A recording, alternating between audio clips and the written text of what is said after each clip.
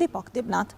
দীপক, পশ্চিমবঙ্গের কোন কোন জায়গায় এখনো সহিংসতার খবর পাওয়া যাচ্ছে, সেই সকল স্থানে আসলে আইন শৃঙ্খলা বাহিনী কেমন ব্যবস্থা নিয়েছে, এবং তার সাথে জানাবেন যে মুখ্যমন্ত্রী নির্বাচন প্রক্রিয়ার সবশেষ কি তথ্য রয়েছে আপনার কাছে?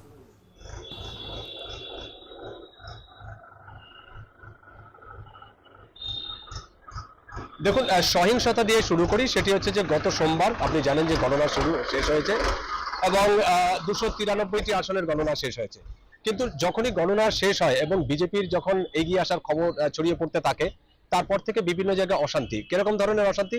সেটি হচ্ছে যে তৃণমূলের যে সমস্ত পার্টি অফিস সেগুলিকে দখল করা, সেগুলিকে ভাঙচুর করা, সেগুলিকে বেশ কয়েকটি জায়গায় অগ্নিসংযোগ ঘটানো হয়েছে এবং গোটাটাই উঠেছে বিজেপির বিরুদ্ধে। যদিও বিজেপির তরফ থেকে পরিষ্কার করে জানিয়ে দেওয়া হয়েছে তারা এই কাজে করে না, কারণ তাদের সংস্কৃতি নয়।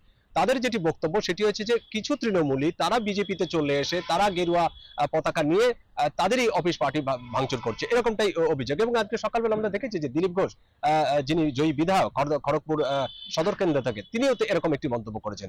এবং ইতিমধ্যে আপনি জানেন যে 4 জনের মৃত্যু হয়েছে, যার মধ্যে কলকাতায় 2 জন, তার মধ্যে একজন বেলেঘাটায়, একজন নিউ টাউনে, এবং বীরভূমের একজন মারা গেছেন, আরেকজন মারা গেছেন হাওড়ায়। এই 4 জন যে মারা গেছেন সেটি এখনো পর্যন্ত পরিবারের যে দাবি সেগুলো সবই রাজনৈতিক সহিংসতার কারণে মারা গেছেন। এর মধ্যে 2 জন বিজেপি, 2 জন তৃণমূল। যদিও এই যে পরিবারের তরফ থেকে একে অপরের বিরুদ্ধে যে অভিযোগ করা হয়েছে সেই অভিযোগ খতিয়ে দেখছে নির্বাচন কমিশন এবং স্থানীয় যারা পুলিশ প্রশাসন আছে তারা খতিয়ে দেখছে যে আদৌ এগুলো রাজনৈতিক সহিংসতা কিনা, বা তারা আদৌ বিজেপি করতো কিনা, বা কোনো দল করতো কিনা। কিন্তু এই যে ঘটনা, এই ঘটনার গিয়ে কিন্তু রীতিমতো চাঞ্চল্য ছড়িয়েছে গোটা রাজ্য জুড়ে। আপনি জানেন যে নির্বাচন খুব শান্তিপূর্ণভাবে হয়েছে, কার্যত রক্তপাতহীনভাবে এই নির্বাচন সম্পন্ন হয়েছে। নির্বাচন কমিশনের তরফে একাধিক পদক্ষেপ নেওয়া হয়েছে, কিন্তু তারপরেও নির্বাচনের পর যে সহিংসতা, অর্থাৎ ভোট পরবর্তী সহিংসতা, সেটা কিন্তু আটকানো যাচ্ছে না। যদিও এরই মধ্যে মুখ্য নির্বাচন কমিশনার জ্ঞানেশ কুমার তিনি একটি কড়া বার্তা দিয়েছেন যে কোনো রকম হিংসা বরদাস্ত করা হবে না, এবং প্রতিটি জেলা প্রশাসন, যে কলকাতা পুলিশের কমিশনার, রাজ্য পুলিশের ডিজি, সবাইকে নির্দেশ দিয়েছে মুখ্য সচিব যে এই যে সহিংসতা, সেই সহিংসতা যেন কঠোর হাতে দমন করা হয়। এবং এটি হচ্ছে বিষয়।